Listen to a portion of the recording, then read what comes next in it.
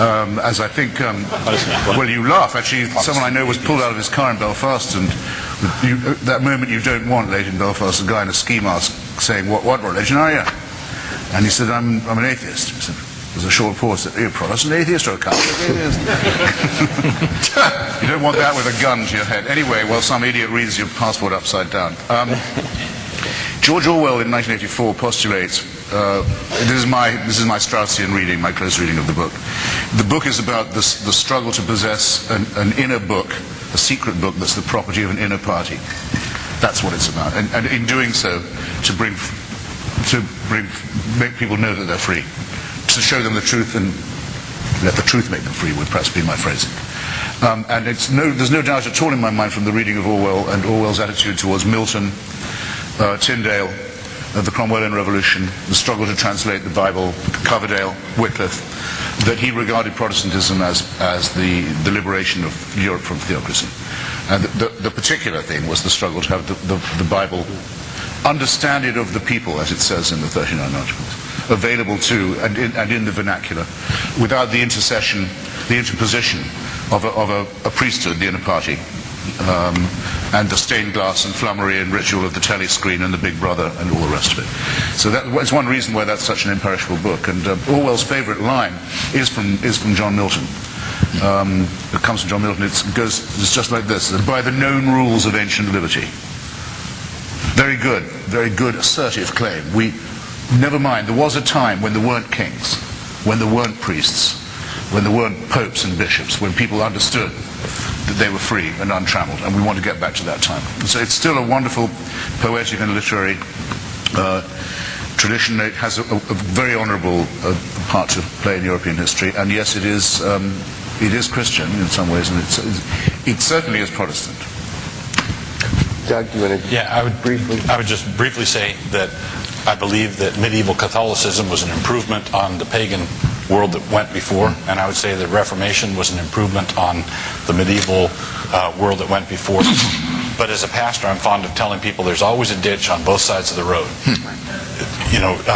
And I do believe that the processes of secularization were oftentimes continued by people who took things, liberty of conscience, let's say, that the reformers came up with, and then absolutized it and drove into the right ditch. I do think that we needed to get free of some of the superstitious nonsense that had kept the Christendom captive, and I'm very grateful for the work of the reformers and what happened, but we need to police our own borders and be careful not to veer off in the right ditch simply because we used to be in the left ditch. Martin Luther compared the human race to a drunk who falls off the one side of the horse and the next time makes sure to fall off the other side to compensate. But that's not balance. Next question, please. I would like to ask Mr. Hitchens. Do you speak right into the microphone? Do you allow for a power that might be greater than our own, perhaps a species beyond our understanding? Is that part of your possibilities in your writing? I'm not a biologist or a physicist. There's certainly power greater than ours, as you will find if you study the Big Bang. I think of the extraordinary energies and forces compared to which we're dust. I don't know of a superior species to the human race, but I do believe, and all the evidence is, that we are still evolving, and our brains are actually improving a bit, getting larger, getting more sophisticated. It's a millimetrically small process, but I have the evidence in my book, available at fine bookstores everywhere, for this being a real proposition. And in fact, one of the most arresting sentences I've ever read came from Sir Martin Ryle. In Britain he's called the Astronomer Royal. He's the Queen's own appointment of the most distinguished astronomer. Martin Rees. Excuse me, Rees. Did I say Ryle? Martin Yes. Ryle is another one. Martin Rees says it will not be us. It will not be us who watches as the sun goes out. As our star swells up into a red dwarf and dies, as extinction comes, there may be creatures on Earth watching, but they won't be human. They'll be post-human. They'll be smarter than us. They won't have quite as many of the stamps of our lowly origin as we bear. We hope their prefrontal lobes will be a little bit bigger, the adrenaline gland perhaps a bit smaller, the wisdom teeth a little less obviously chimpanzee-like, and so forth. It can be hoped for. It's not just to be hoped for, it can be observed happening. Okay, And that's much more awe-inspiring to me than any encounter on the Jericho Road. next question, please. Hi. Mr. Hitchens, one of the foundations of your arguments seem to be that God created us here sick already, created us sick and kind of watches us, and as you said, maybe even enjoys us getting tortured and other things. And I wanted to ask where you get the basis for that argument, and then also if we could maybe have someone on the panel say what the Bible says about what God originally has created us here as being. I'm sorry I didn't get the last few words, but I got the first.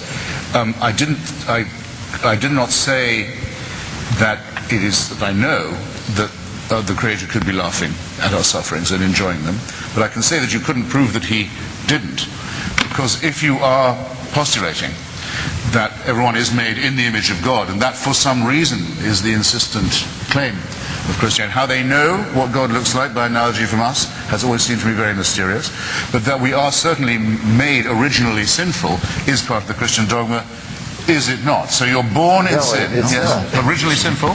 No.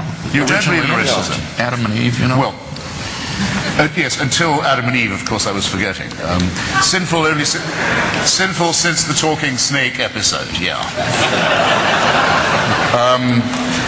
Now you But have not able to say, not able to be born innocent again. Owing, in other words, born in debt, born heavily in debt might be another way of putting it, and asked to pay it off, made to pay it off. That does seem to me to be, like most totalitarianism, not systematic, as we often say of tyranny, but precisely the contrary. Capricious, playful, unsystematic, ludic, toying with people. I don't like it. Okay, you can like it if you like. I don't. Jim? Well, I'd like to propose an alternative way of seeing that. What if God is a father? What if as a father He creates children? He knows that His children are going to have freedom because He's chosen them to have that freedom so they might be able to relate to Him. He knows that they're going to misuse that freedom. He knows that they're going to experience pain. He knows that they're going to go through great suffering. But He also hopes and knows and believes that they will experience times of great joy and privilege. And He, at the end of the day, wants a relationship with them. Wants them to have a relationship with Him, and creates them knowing they will have freedom, they will misuse that freedom, but at the end of the day the good will outweigh the evil because they will have an eternal relationship. That's how the Bible pictures God's relationship with us. That's the kind of father and child relationship that Jesus taught us to pray, and that I think is a better way to see the evidence as it is before us. Okay, Does this apply to other primate species as well, or only to us? I think Does He biblically- care about the sufferings of His other creation? And does He think they have to earn their passage this way? I just wonder, since you know what He wants, I so seldom meet anyone who can actually inform me of God's will, that I don't want to miss the chance. Well- while you've got me, we might not meet again anytime soon. Well, I'm delighted Can to you quote the enlighten me on scriptures. whether the sufferings of other primates And I'm are delighted to part share of the the same Bible plan? with you. If you're wanting to know what God thinks, I'm delighted to share the Bible with you, as any of us would be. Of course, again, as I said earlier, Christopher, none of us are claiming that we speak for God. We're claiming that we're telling you what God has Himself said. Oh, In that's this the regard- modest bit, I know. Excuse me? That's my favorite bit about Christianity, I think. I'm so modest, I'm so humble, but I can introduce you to God's will, and I tell you what. And what a privilege that is. Yes, absolutely. What a remarkable And privilege. with what humility you offer it. And we would be glad to share that with you today. I know you would. I know you would. quick, boys, lay hands on him.